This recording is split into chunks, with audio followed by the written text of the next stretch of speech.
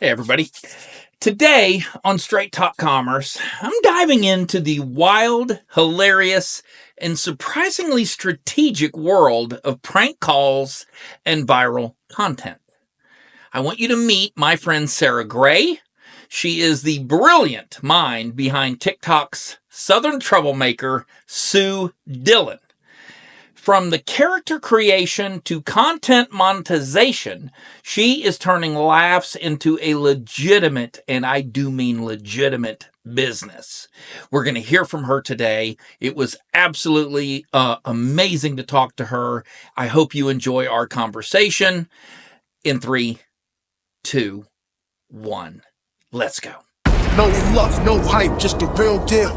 Wayne Altman's here, yeah, you know the drill. Talking business, talking shop, making moves non-stop. From e-com to hustle, straight talk, no props.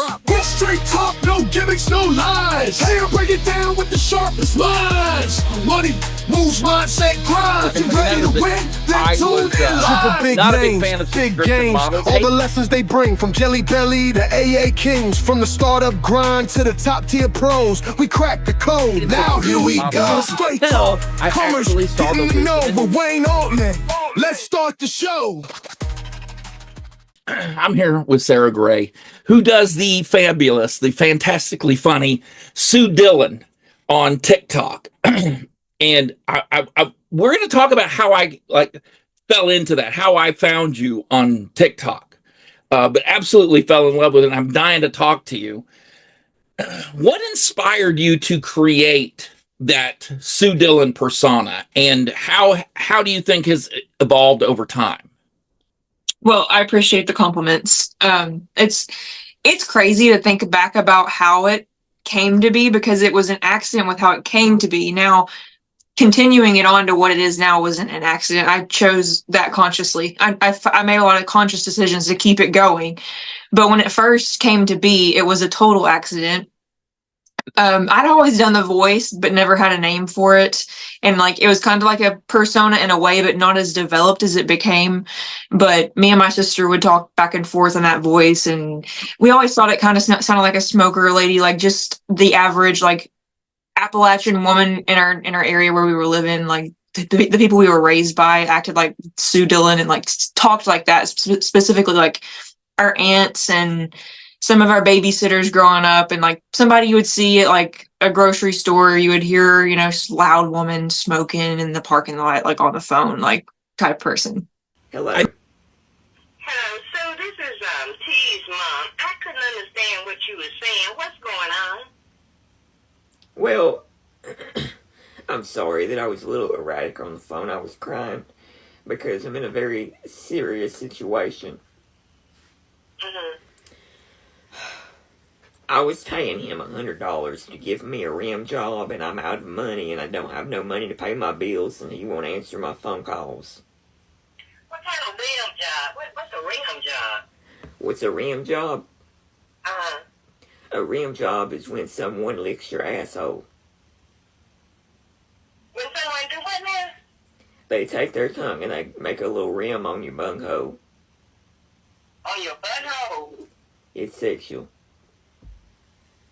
Oh, and you was paying him to do that to you? Yeah, I'm older and I don't get a lot of action, and so I was paying him $100 per rim job. Hold on a second. I think that's one of the things that makes this such a good character. I know Sue Dillon. Yes. I know that woman. I was raised by her and, or around her. I dated her daughter. You know what I mean? Yeah. It is so relatable to a lot of people. So anyway, I'm sorry. I didn't mean to interrupt you. I think, no, you're good. I think so too. I think that's why it's so viral, is because people know people like that, or they are Sue Dillon themselves, or it's very relatable in a lot of cultures too, not just the South, but the accent is definitely Southern. But I was prank calling my husband's dad when we first got married. We were married for maybe 3 months, and we were just having a bad day from work, stressful jobs. And we were like, let's do something childish. Let's prank call. Cause I love prank calling, period. I've always loved to prank call people. So I prank called his dad because he didn't have my number and he didn't know I could do this voice. And honestly, I didn't do it in front of anybody but people I really was comfortable around, because it's really weird. So we prank called his dad, and he's so gullible, so he fell for it. And my husband just so happened to want to record it because he knew it was going to be really good because it's his dad, and like I said, he's very gullible. We didn't record it to post it. Like, I didn't post TikToks. Maybe I had a few that I posted that were just like stupid that I posted for my friends, but like I wasn't actively trying to like become TikTok famous or anything. This was your first. Hey, you were not on TikTok. You were not posting on any social media. This was just purely by accident. You got bored one day. You and your husband are messing around, and you decide we're going to prank call your father-in-law, which ballsy. So kudos to you. Love it. It was so funny, and it's probably one of my favorite calls to this day because it's so authentic. There was no motive. It was just pure fun. And that's what makes it so good to me, really. And it blew up, and I kept prank calling his family, and I prank called some like businesses, and then it got traction where people were like, "Oh my God, can you please do this for me?" So then I started going on TikTok live, and I was doing them for free. I believe I had people just email me, and I was just happy to do it for the content. But it became a really overwhelming thing. Like, I had that first thousands of one, emails. hold on. I am sorry. That first one, you didn't write it down. You just, hey, roll them. And that was Yep. it.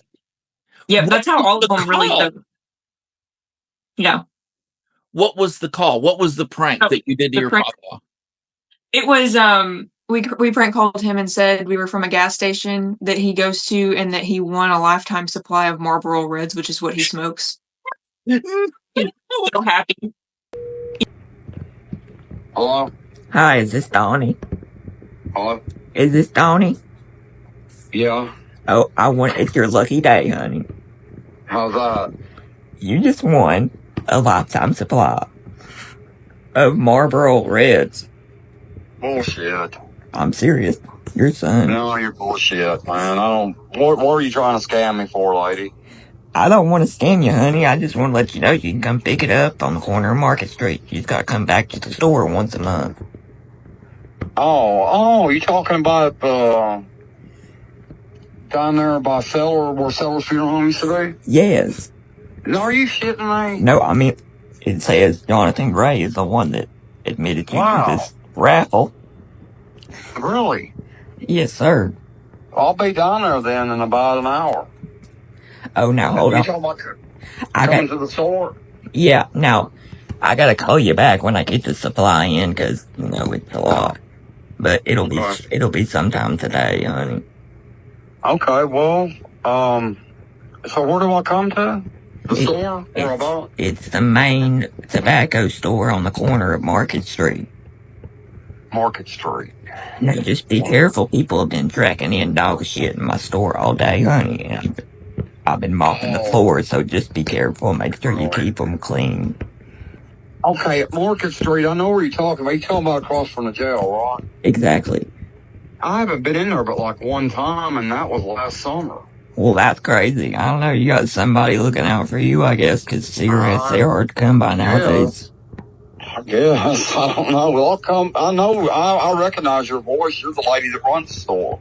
Yes. Right? What's your name? Sue. What's your last name? Sue Dillon. Okay. You knew my mother, Shirley Gray. I wish my biggest regret is not filming when he called my husband to tell him that he won all these cigarettes. He said, "God's finally giving it back, son. I'm finally hitting the right side of karma. I won a lifetime supply of Marlboro Reds."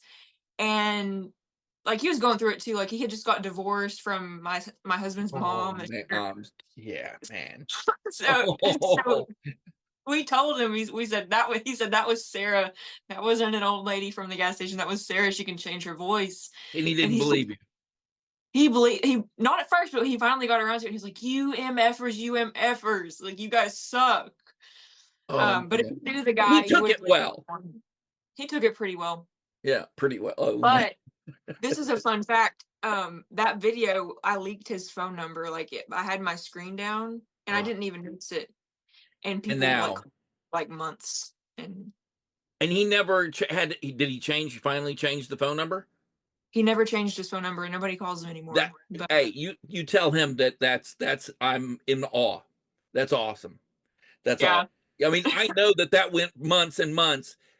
People, calling him. I've done that before, and that I mean, I I that did. would drive me nuts. Yeah, it would. He was It like, would. "You got to take it down. You got to take it down." And then my husband was like, "Well, like at this point, like a million people have already seen it. Like it's not." Yeah, not worth it. Not worth it. Now, as far as evolution, how has it evolved over time? I'm sorry, I interrupted you, and I never do that, but Oh, I just want people to get a flavor of what started all this. And even I did not know that. I did not know that you just one day, blurted out or I mhm. mean, what made you think of that? That is genius. That is genius. Well, thank you. It was just inspo, really. Like I'm a nurse, so I see a lot of people too. Like I talk to a lot of people, especially like that, like that are have like COPD and they're rough around the edges. I was working in Chattanooga at the time, and like that was, and I worked at a different place that was like a low income hospital, and like and that's just the type of people I was around, and I love those types of people, and so that's my true inspiration. It's just my family too. Like I grew up with people just like that, and everybody smoked and they're Yeah. rough Appalachian women. That's really what it's modeled after. Yeah, our parents, both my parents smoked my entire life. My mom sounded a lot like Sue Dillon, to be honest with you. When I Love that. listen to her, I hear my mother's voice occasionally. That's funny. It's endearing. I think that's why it's endearing is because it's like the Hey, woman you love, yes, you of know? course. Yeah, no, Yeah. that's why it resonates with people 100%. Now, how do you balance the entertainment part with the authenticity? And really, I hate we have way overused that word, and I am sorry to ask you that question, but I mean, how do you balance that? How do you balance the entertainment part of it when you're creating your content?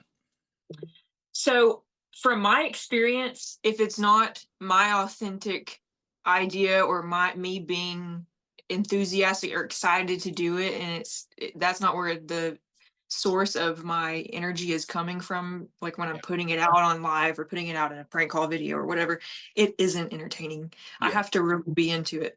And so I try to have limits. Like I say I'll do this X amount only this week, and if I have more orders, I'll just have to put them off till the next, because the authenticity fades if I'm not into it. It's not really me wanting to do it, and if I'm not into it, it's not good. So, yeah. We're going to get into how you set that whole thing up because, again, one of the reasons I really wanted to talk to you about this is look, that's my job. I go around and I take a look at e-commerce businesses, things that people are doing online, and I try to figure ways of monetization. How do you like doing this? Well, let's figure out how to monetize that.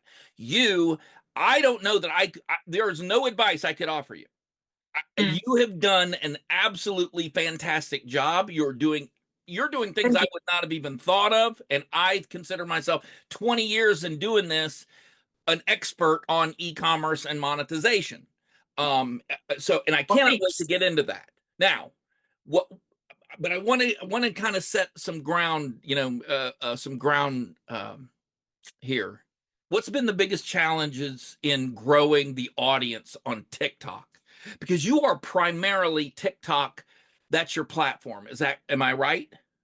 Well, now I'm really big on Facebook. I've had like 90 million views on Facebook over the past month, so I would say that's climbing Wow. to be just Yeah. as is TikTok, not necessarily follower wise, but engagement wise, that's my top one right now. And then I'm really having a good go on Instagram, and which is connected to Facebook, so that's not surprising. TikTok is not doing very well right now for me, but YouTube is, and I'm coming up on Snapchat. So it kind of just ebbs and flows. And now I have all these different platforms. So like when one's popping off, the other might not be, but that's okay. And maybe some months they're all popping off and it's just great. But always have a security of at least one doing well. But I'm on all those. So um, TikTok is definitely my biggest live streaming platform. Each one has its different strengths. So it's hard to say which one's my biggest main platform Well, I because they're see a all. lot of people that start on one platform and it spills over. It's actually better suited on another platform. Yeah. Straight Talk Commerce, we started on YouTube and we went global very quickly. I made a concerted effort to do that. But I can also see with the trouble that I'm getting from Google and YouTube and everything on just benign types of content, um, I can definitely see myself going to other platforms and doing it there. I get that.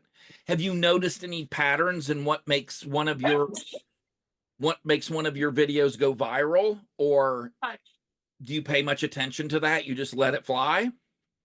Sometimes I usually I post only the ones I think have a potential to go viral based on the interactions. I know the angry people get a lot of viral.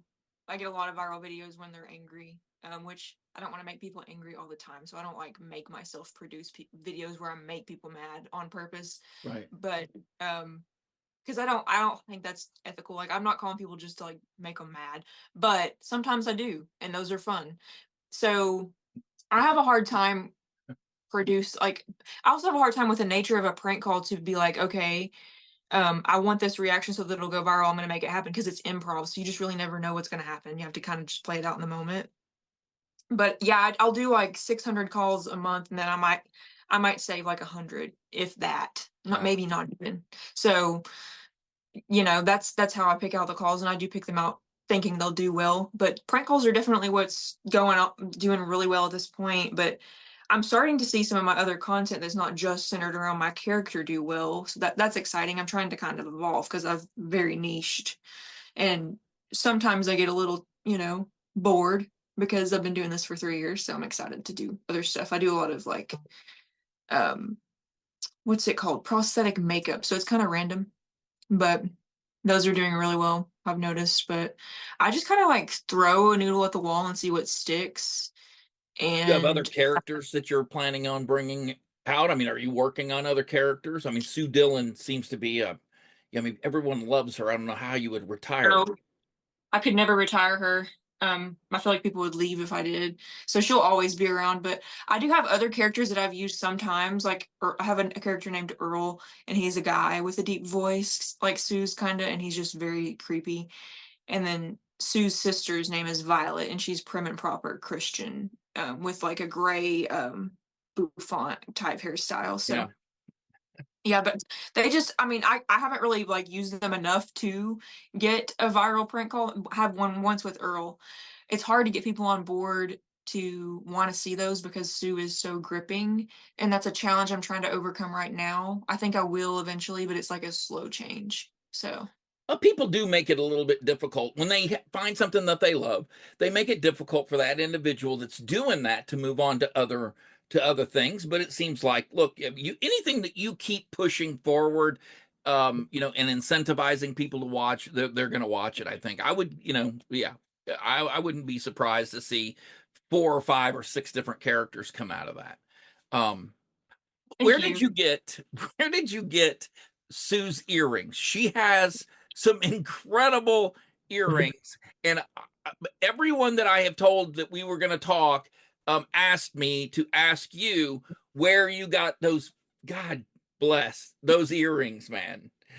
These earrings, well, people send me these all the time, and I really can't remember. I think that the first pair that I ever got were sent to me in my PO box because I don't think Really? I did not think to get those for myself. I think someone sent them to me, but it's hard for me to remember. There's so many like little things that have happened, and I'm like, when did that pop? Right. Like, when did it pop in? So But it yeah, wasn't like you were going through a Bucky's one day, and yeah, I mean, God bless.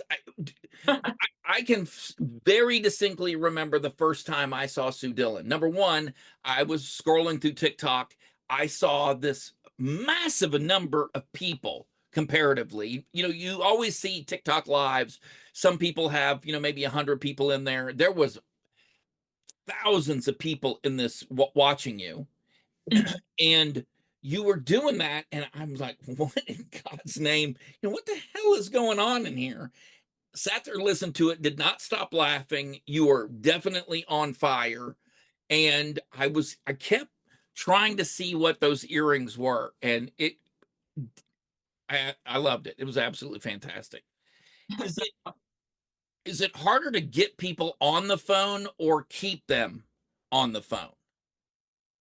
it depends on the time of the day. I've noticed on like every day is different. Like for example, Sundays I used to do 6 o'clock shows on Sundays, and people answered, but nowadays nobody answers at 6 o'clock on Sunday. So I moved it to 4, and now I'm getting more people on the phone. But once I get them on the phone, I would say I don't have a hard time keeping them on the phone. Very rarely, like sometimes people will just end, and sometimes it's a theme, and I wonder if it like links up with the moon or something, or like what the real reason is. But it's kind of random right Yeah. now. But What people time of day? I mean, I mean, you looking at your analytics, do you have a pretty good idea of when your sweet spot is? yeah, yes, Sundays 4 o'clock is my sweet spot. Like once it gets past 6, it's hard to get people to answer. I've noticed, and like throughout the week, during the day is honestly better, but it's not easy for me to do that because I do them live, and people want to watch, and people have to work and stuff. So, but when I do daytime calls for people, like with call with videos that I do, they can get a video copy, so they don't care if I don't do it on live. I get great answers during the day. Yeah. All right, so let's talk a little bit about how you monetized this TikTok channel. Who came up with the idea? Because you have a one page where people can go purchase a appointment, right? A Sue Dillon appointment, basically, where then you will, when you go live, then they can watch you do the prank call on the individual, their target, Yep. right? Yep, it's evolved into what it is now. I started out doing them through like Venmo and Cash App and PayPal for Right. $5, but there was no control to stop it. Like once I Yeah. sold out, there's no control to be like, okay, no more. Yeah. So I would have to refund people if I didn't get to their call, and it took hours. Like that was rough. Yeah. And so this isn't working. So I just like kept on trial and error, like seeing what worked and what problem arose, and tried to like just really polish the system. And we polished it down, and now I have a Shopify that I pay for, which I felt better about investing into all of this stuff and spending all this time once I kind of was able to spend more time doing this and like take it more seriously. Who did you get to help with that? Did you do that yourself? I have researched everything and figured it out on my own. Yes. See, oh my God, I love you.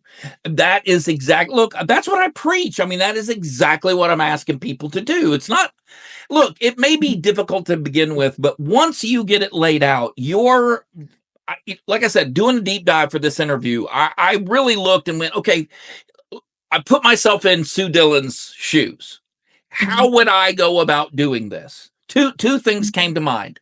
Doing live events, using something like Eventbrite, doing live events, right? Where I could do it like that, but only after you got to a critical mass to a certain area. And then this, where you started off doing it for $5. It's not $5 now, though. No, it's like 50. Yeah. I mean, and sell out. Exactly. And that's how, listen, to everybody watching this, this is exactly how you do this. You set a price, you fill the calendar full of appointments until you can't do any more. Then you can raise your price. Once you've raised your price and people still sell out, you're too cheap. You raise your price again, and you rinse and repeat that until you have a price where you've got holes in your calendar that you're uncomfortable with. Yeah. And honestly, I could probably raise them again, but I feel bad because No, ma'am. No, ma'am. This is what it's worth. You don't set the price. You're not understanding. You don't set the price. The market sets the price. Demand. Yeah. Yes. Supply and demand, boo. That's who sets the price. If you come to me with 100 and somebody else comes to me with 50, I'm going with a guy with 100. That's the bottom line. The way you have done this, I'm a huge fan of. That is exactly the way that this needs to be done. Now, what's the reality of the TikTok Creator Fund? I mean, do you get any significant income from TikTok itself? Well, they just cut it, but at first I was in some other program where anybody's video, like any length of video, got money, and it was bad. Like I might make like, if I had super viral videos, I might have made like $300 that month. But then they released this beta program, which is now out of the beta portion of it. It's like moved on to like what it is. But in the beta creator rewards program is, I think, what it was called, like you said. I joined it, and people were like nervous to join it because it was new, but I was like, what do I have to lose? I'm not really making a significant amount of money anyways. Right. And it was great because they were rewarding videos over a minute long, and all of my videos really are over a minute long. Oh, So yeah. it was perfect for me because they're short form, but they're kind of like, I would say they're like medium sized form. They're not long form, but they're not short. So Yeah, you're not Joe Rogan, but at the same time, you put out significant. I mean, there have been videos that you've done that I have had to go back to finish yeah. watching. But There's that nothing wrong with that. when that rolled out, I was making really good money. Like it replaced my nursing income just alone with like the videos. And now they've cut it in half, so it's not really doing well. But I have other means of like my sales with my prank calls are always there. Like I'm accountable for those. I always see a spike in orders when I have good videos, but like ultimately if I go live, I'm gonna sell the prank calls. Whatever happens. Like I'm gonna sell the prank calls and make that money. And I always rely on it. So like I look at anything else like the creator fund as like a bonus. So it doesn't really hurt me, but I would rather it not be cut in half. But like, at the end of the day, Yeah, I'm well, not no gonna doubt. yeah. It's okay for me, but I it's think not to be with the on. new, I think with the new TikTok, people, the new owners of TikTok, someone is going to have to buy TikTok. It cannot continue on in the form that it's going on. Okay, so whoever does that, it's probably going to change again anyway, and Yeah. relatively quickly. They're going to need to make that money back, and it's probably going to be for the creators anyway. It's probably going to be uglier than what it is now. In other words, they're not going to be able to put enough lipstick on this pig. You know what I mean? I agree. I think it's one of the best paying platforms I'm a part of. I think YouTube Sure. is the most stable, but yeah. Well, the same thing with YouTube. I mean, how long did it take before you were able to monetize on the TikTok platform? I think that the week that I went viral is the week I've monetized because you have to have 10,000 followers, and I was growing so fast at that time. What was that like?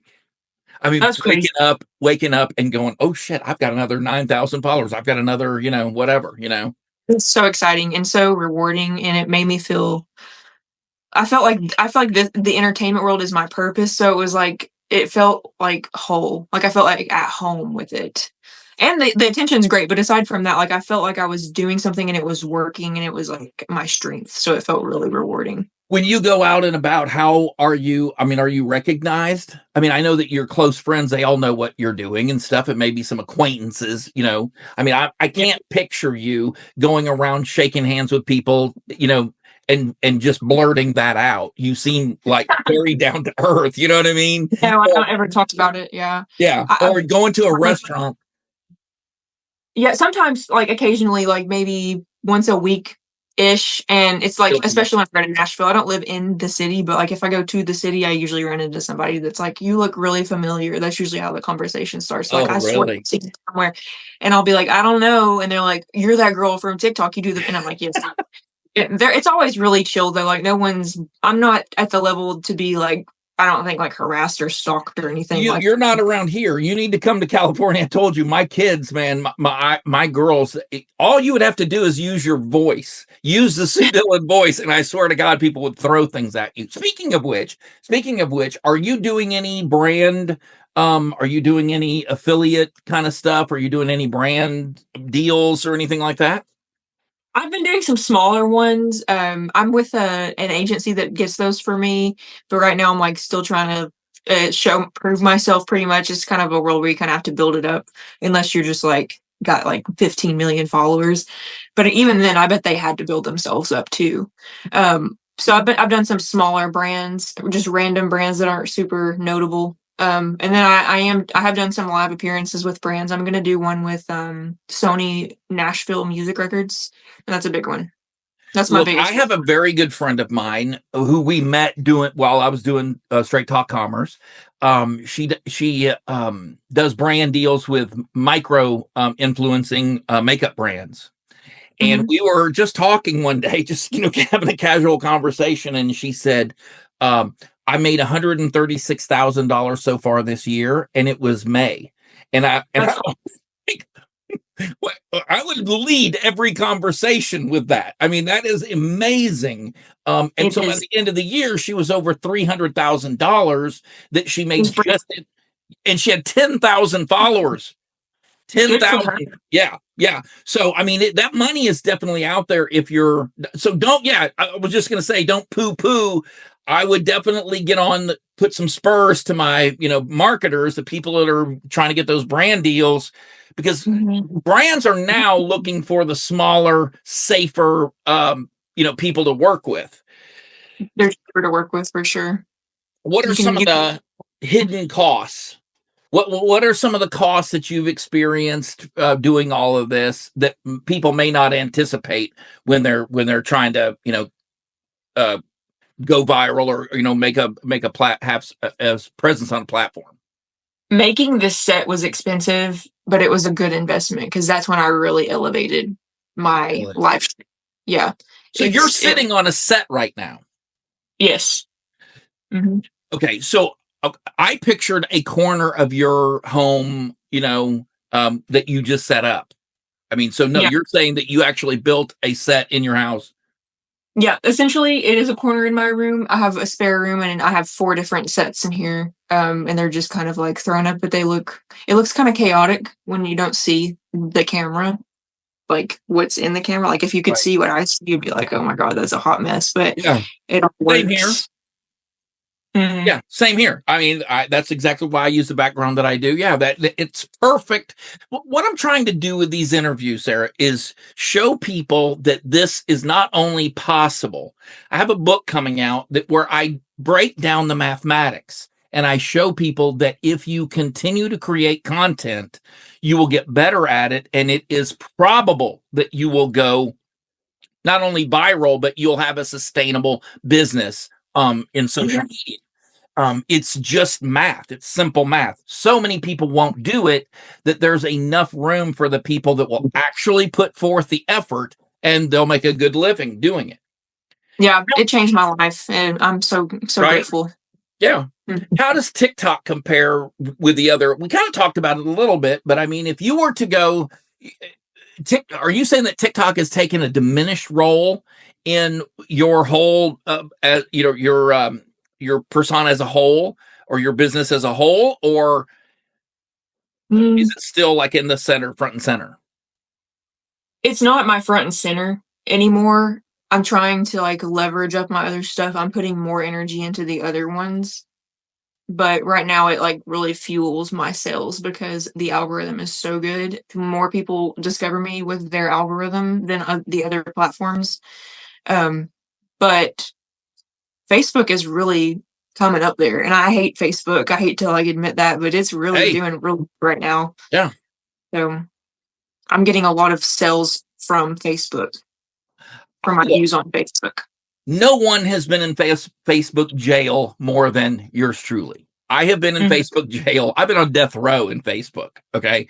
Oh, I'm demonetized on there, but like I said, yes, I was demonetized. That sucks, but I still sell prank calls through it. So yeah, I mean, well, they can only demonetize what they can control.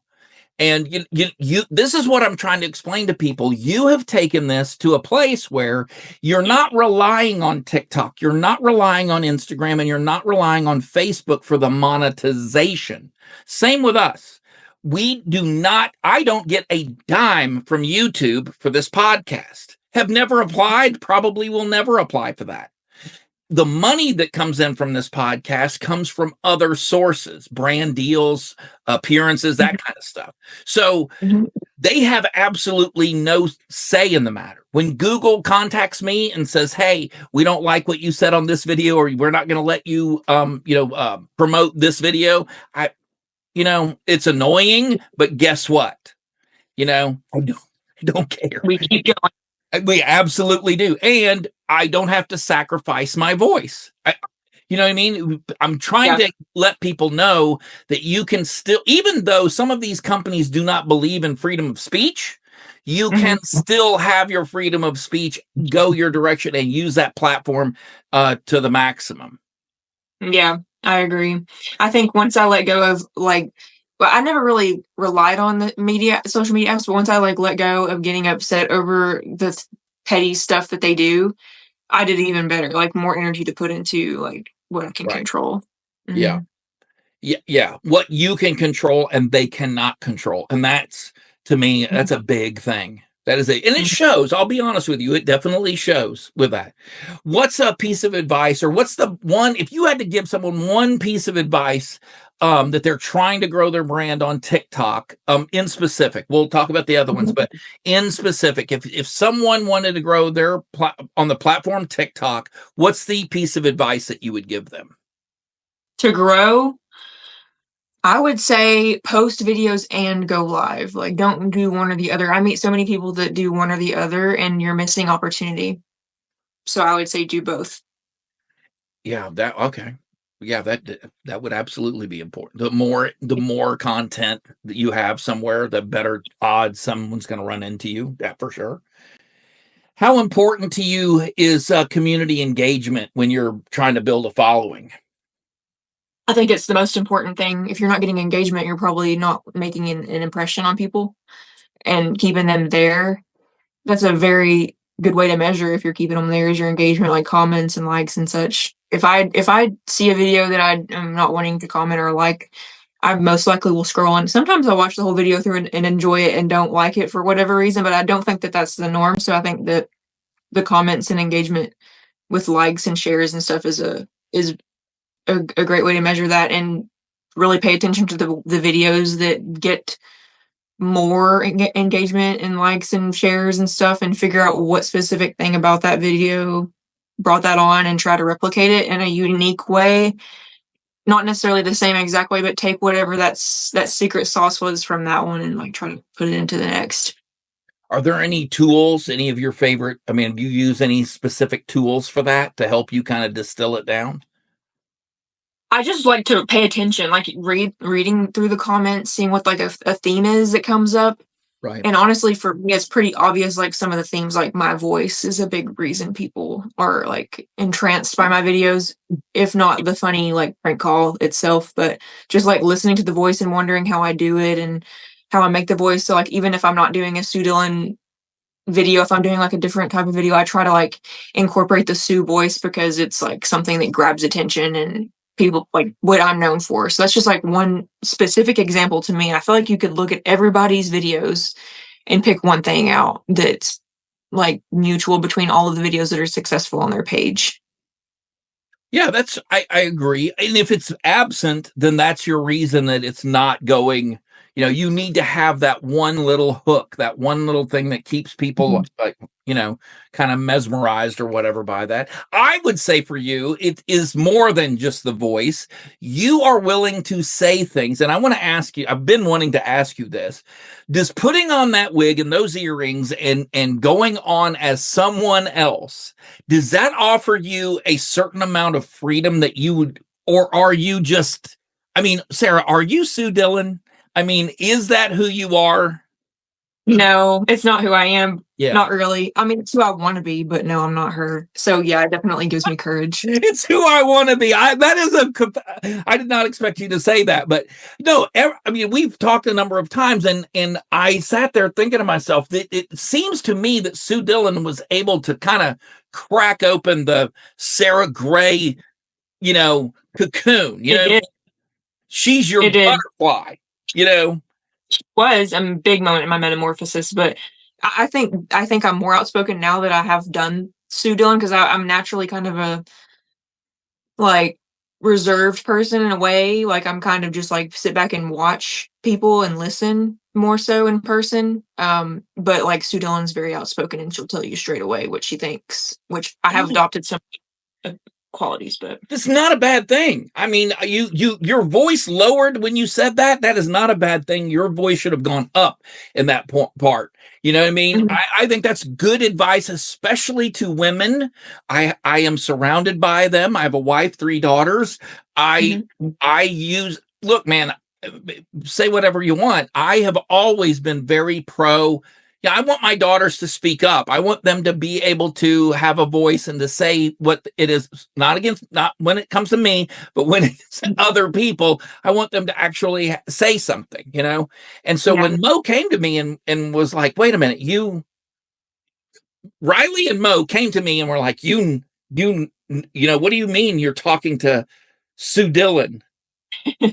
And I didn't really think too much. Number one, I didn't know they knew who that was. So, but I should have, because you're all over TikTok. And I think that your content is extremely important to give that voice to people. I mean, to number one, it's hilarious. And I spent 5 years being a stand-up comic. So I really believe in comedy, and that I really want people to appreciate that art form. That's number one. But number two, I can see how Sue Dillon, she says things that I know, not just you, because you get this look in your eye that you really wanted to say that. That felt good for you to say that. And I know that that is cathartic for other people to hear you say those things. Yeah, I'm sure. Well, that's She's what's that? She's just unhinged. Yeah. I mean, not in an ugly way, not in a bad. I mean, you don't get in Sue Dillon's face, man. I mean, which leads me to another question. Are you thinking of, have you ever thought of doing stand up? Have you ever thought of going on stage and I have a stand up routine. I just don't really do it right now because I've got a lot going on in my life, but I'm not opposed to doing something more with it and, getting some more experience. I don't think I enjoy the stand up as much as I do other things, but I have done a few shows and they went really well, so I'm not opposed. I don't know if I'll ever be the type of person that wants to do like a headlining 60-minute stand-up routine. I don't really know if I'm that passionate about so there's a lot of different ways to do comedy. Some people are comedy writers and they write for other people or shows or whatever, and they're extremely funny. Some of the funniest people I've ever met in my life, that's what they did for a living. Some people they do stand-up. Some people do short skits. Key and Peele, I've never heard either one of them stand on a stage and do a comedy show, but their show on television was hysterical. Dave Chappelle is one of those people that could do both things at the same time and was absolutely outrageously funny. And for the same reason, I think, because comedy is brave. And Sue Dillon is exactly what people need to hear right now. I'm being, I'm not trying to be overly effusive, but look, it's anti-politically correct. That is the least politically correct woman I have heard in the last 10, 15 years. And it needs to have a network show. There should be a Sue Dillon network show right now. Well, thank you. I love the improv of it, so I'm really trying to find a way to do that kind of art form with it more, other than just like the prank calls, but with a live appearance type form, not necessarily stand up, but like improv mixed with, I don't know. I'm still trying to craft it. So well, that to me is the single best way of writing to begin with. Number one, anything that comes off the top of your head, anything that any improvisation. It may not be the thing that you blurted out of your mouth, but it may be, oh man, I wish I had said this. We all do that. We all go, yeah, I wish I had said, well, your improv skills weren't good at the time, but it brought you that point A brought you to point B. And that was funny. That was the right thing that you should say. Does that make sense? Yeah. All right. So do you see social media? Is it on the upswing? Do you see it growing? Do you see it kind of petering out? Look at it from your, perspective. Do you see it growing or do you see it shrinking? I don't think it's ever going to shrink. I think it's going to continue to grow. I mean, it's such a big part of the economy now, for one, and it's such a ingrained thing into everyone's everyday life in so many different ways. I couldn't imagine it shrinking down. I could imagine, more regulations being put on it or people like attempting to take things away, but I don't think it's ever going to work out. I mean, there's just so many different reasons why. It impacts so many different things in the world. So I couldn't see it ever going away. I feel like if one goes away, another will replace it. So yeah, I've had this conversation a number of times. And if you listen to the people, YouTube, TikTok, Facebook, the surface has just been scratched especially TikTok. The demographic on TikTok has always skewed very young. Facebook was older, Instagram somewhere in the middle, and TikTok very young. YouTube I'm sorry. And now the demographics on YouTube are trending up. There was nowhere for it to go but up, but you can't get preborn children to watch YouTube. But the amount of content being created, the amount of creators, the amount of money that's being put from the age group of say 25 to 60, 65, that's where all the growth is expected. It's expected to grow 3 times by 2027. So take where YouTube is now, and by 2027, it should be 3 times larger than that. And that's crazy. That's why I think everybody that wants to get on should just start now, because there's less competition. Yeah, it's less competition than there will be later. And I always talk about that on this show. Competition is, every restaurant you can name has a hamburger on the menu. Every single one. Chinese, doesn't matter, because that's true. Everybody will sell a hamburger because that's a very popular thing that people like to eat. So what that tells you is sell hamburgers. People will buy it. Just because you have a Burger King and a Carl's Jr. and an In-N-Out and everywhere you look, hamburgers sell. And so you enter in, but you got to make the hamburger. You can't just sit around and not make a hamburger. In other words, make the content. You've got to make content. I think every single person has an audience. Mm-hmm. For sure. Even if it's small, audience is an audience. Say that again. Even if it's small, it's still an audience. Yeah, and which leads me to another question. All right, so have you done any promotion? What kind of promotion are you doing to your channels? Have you done anything to help them grow, or has it all been organic? It's all organic. I don't like promotion stuff. I've done a couple of TikTok shop videos, and they're like, we're going to pay to promote your video. And with my experience with that, it stunted my views because they saw the system. I think this is my theory, is that the system noted that someone, or me, I don't think I can tell a difference, paid to promote my video, and that I'm willing to pay. So they're not going to reward me with views for free. They're going to make my views drop so that I will pay again and again and again and again. It's like a money pit. I would never pay to promote my channel. I don't even do, when I do TikTok shop videos and they're like, we want to promote your video, I just ignore it and don't give them the code, because I've seen more damage done than good. And I think that when you pay to promote, it's like bots. I don't even think that it's real. Sometimes, maybe not on other platforms, but I've never done any other platform than TikTok, so I can't speak for other platforms. Mm-hmm. But for TikTok, I think it's a scam. Wow. Mm-hmm.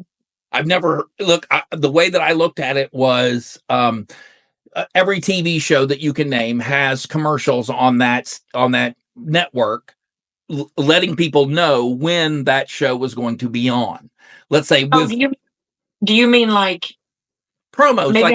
Let me give you an example, because we do this at Straight Talk. Okay, I spend about $20 per week on promoting my last video on the platform. On YouTube? On YouTube, right. So I pay for spots on other people like content. Look, if you enjoyed this content, what do you say? Go over and take a look at this content. Now.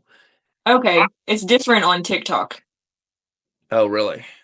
Yeah, when you pay to promote a video on TikTok, it pushes you on the algorithm more, in theory. But you'll get more views, but you won't get commenters or likes or anything. You'll just get views, which doesn't translate into anything with value. My engagement has always been, really high. But then YouTube, I said, YouTube, I don't know, because I've never done that, but that makes sense on how that would be valuable if it's implanting your stuff as a commercial. That's interesting. And I've never even thought about doing that on YouTube. I just did it on TikTok and assumed they were all the same. But it sounds a lot different. I'm going to have to do a little bit more research on this too, because listening to you say it, other people have talked to me about this, and listening to you say that, it does, I can see where if you're buying views, that's one thing. But if you are asking YouTube, search through your algorithm for people who like my content and present my content to them and see if they'll like it as well. YouTube seems to have a different system than other Yeah, places. I guess so. That seems valuable to me. Yeah. Well, also too, Facebook has a very good algorithm, but I don't think that they allow you to use it the way they say they allow you to use it. So it is all about the algorithm and how it's presented. And I know virtually nothing about TikTok when it comes to that aspect of it. I do go live on YouTube. Here's the way that I do it with Straight Talk Commerce. I will create a podcast. I will do it twice on TikTok as a live. And then I will record it. The third time I record that session on YouTube and I put it on YouTube. And I will promote it on YouTube, but I don't promote it on TikTok. I don't, I noticed that especially my type of content is not conducive on TikTok.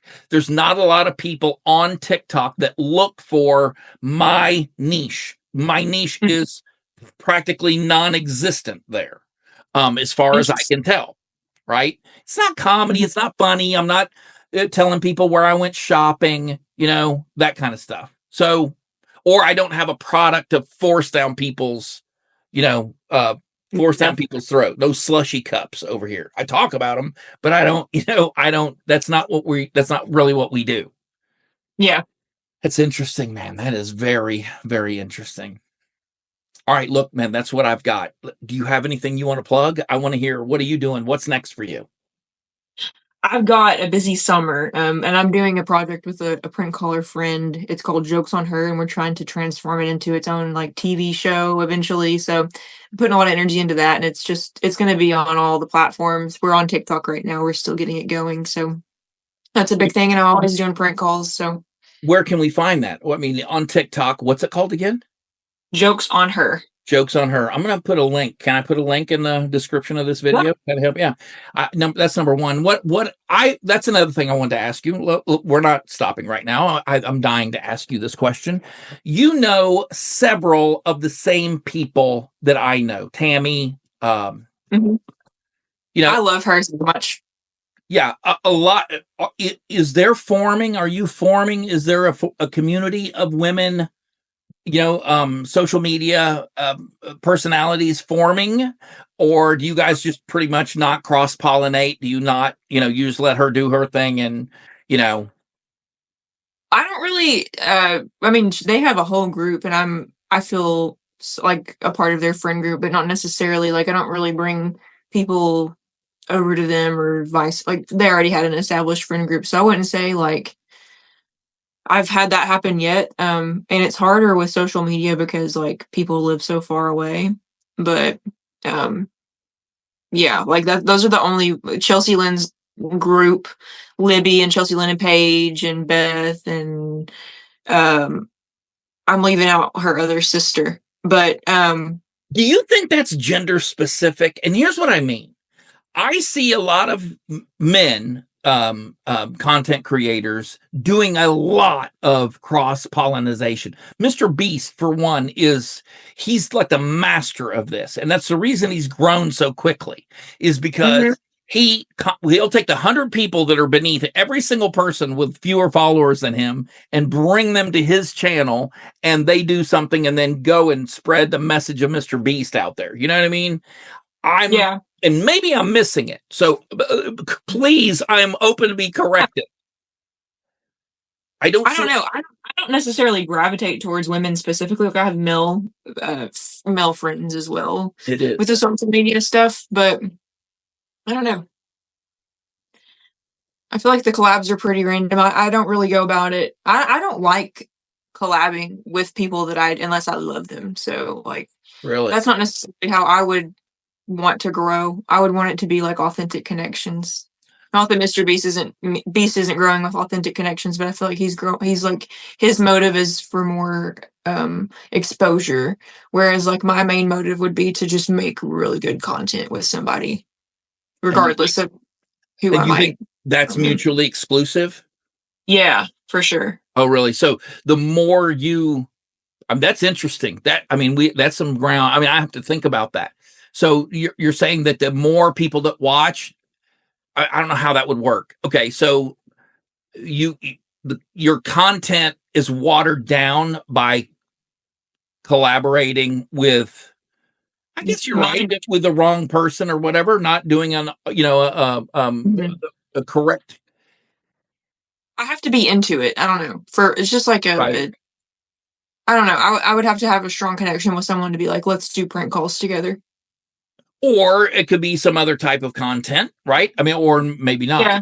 I mean, you're not a one-trick pony. You have the capability of being able to do, like with Libby and with Tammy, right? They would do skits and things together. Yes. And they were absolutely hysterical. And probably, if I'm not 100% certain on this, don't like tattoo it to yourself. But I would imagine that those collaborations got way more punch, way more views. And don't you think? They had good chemistry. Yeah. Absolutely. When they do the mukbangs in the car where they're so funny. Jesus, dude. I can't stand it. I am so insanely jealous of that. I mean, it is, it's very, very funny. They're very funny people. And I think that it's so good is because they have like a real relationship. Like they were friends first. And that's kind of what I do as well. Like like I said, I'm not a big collaborator. It could probably be beneficial to me if I was a bigger collaborator, but I just really have to feel safe with somebody, have to be friends, have to feel like it's going to be good content, not necessarily just because they have like a new following that I could have access to. Listen, this is no, it's a perfectly acceptable answer. You know what I mean? You're not doing too shabby. Okay. I mean, I'm looking at you've got a real business, a very viable thing that you're doing. I was just curious, Yeah. I know that Tammy is filming cruise ships right now with people. She's so good. She's so inspiring to me. I mean, this is the sickest thing. I watched it, what were most of it. And I was thinking to myself, oh my God, what would it have been like to be on that boat? Oh my God. No telling. I'm thinking about going on the one she has coming up if I can get tickets for it. But she's like a genius. Like she's so smart. Very smart. Her sister too. Yeah, they're the whole group. And it's natural. Like they didn't go to college for business. Right. It's just they've figured it out on their own. They're just gifted. Well, I think that, yes, there's a certain amount of that, but I also think that number one, she's incredibly bright. We're not going to argue that point. There is no arguing that point. Very bright. But I think that she's learned, some people would say it's the hard way. I don't necessarily look at it as the hard way. I think it's the right way. She learned from, what she's done. She paid very close attention to what worked and what did not work. Mm-hmm. And that's the biggest inspiration to me. And that's what I always looked up to her, especially when I was starting out, because I've always been a fan of her content and I've always like paid attention to how she does stuff. And that's really a big reason why I've made it as far as I have. I think it's because I've paid attention to her strategy. Well, that was definitely one of my questions. What some of the people that inspire you to continue to go. What about some others? Right. She's definitely one of them for so many reasons. And another reason being that I haven't mentioned, because she does Tammy, the character she plays, it's the same character and she's played it for 10 years. And when people are like mean to me about, oh, you should change. Oh, you've been doing Sue for too long. You're a one trick pony. I'm like, no, like you don't change you don't fix what ain't broke. Like I'm going to keep doing this. And yes, I can. Sue Dillon, honey, is not broke. I can change, like I can evolve with it, but I'm not going to abandon my character. Like there's so many successful comedians that have used one character and really with it for a long time. Yeah. And when you look at stand-up comedians with like 1 hour specials, they do the same routine for years. Mm-hmm. The same jokes, like they might tweak it a little bit based on the audience or like, say something different because this one guy said something, like a little change up, but like the root of the joke is the same. And they do it over and over and over. And that's just comedy. So. Yeah. The stand-up is when it comes to that, you write an hour of material and you do a stand-up special a year. That used to be the model. And Dave Chappelle broke that model by when he did the Netflix deal. In the time that he was away, he wrote, I think it was four Netflix type specials, performed them, got them ready to go, filmed them even on his own money. And then when Netflix decided that they wanted to buy them, he had them in the can ready to go. They just handed him a check for them. So you're right. A comedian at that level will do an hour special.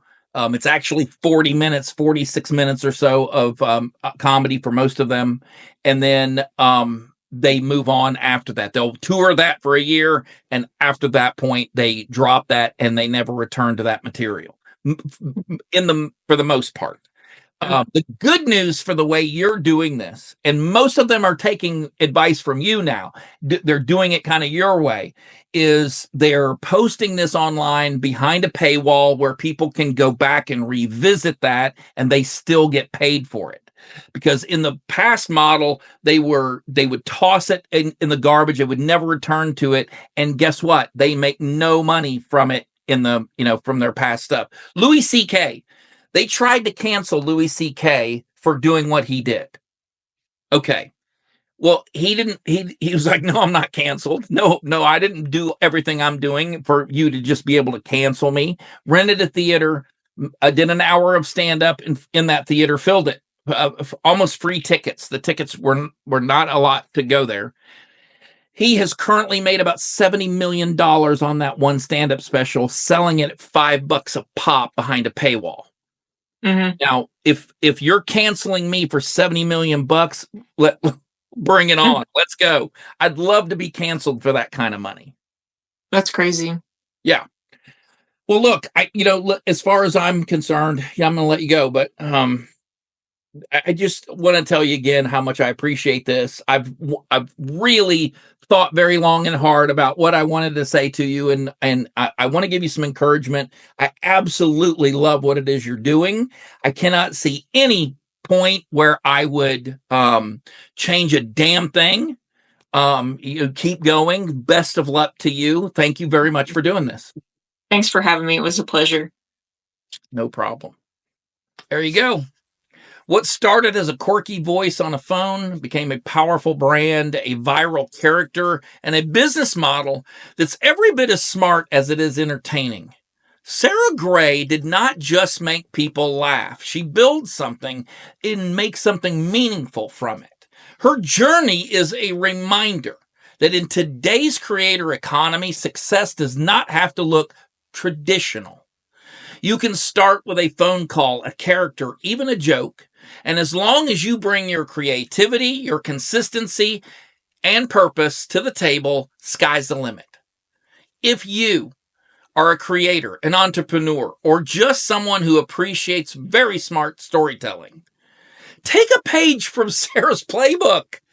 If you love this episode, like it, subscribe to it, and share it with someone who's ready to turn their idea into something bigger. And until next time, keep creating, keep growing, and keep it on Straight Talk Commerce. We're going to help you along the way. See you guys later. No fluff, no hype, just the real deal. Wayne Altman's here, yeah, you know the drill. Talking business, talking shop, making moves non-stop. From e-com to hustle, straight talk, no props. Straight talk, no gimmicks, no lies. Hey, I break it down with the sharpest minds. Money, moves, mindset, grind. If you're ready to win, then tune in. Triple big names, big games. All the lessons they bring, from Jelly Belly to AA Kings. From the startup grind to the top tier pros, we crack the code. Now here we go. Straight talk, commerce, getting to know with Wayne Altman. Let's start the show.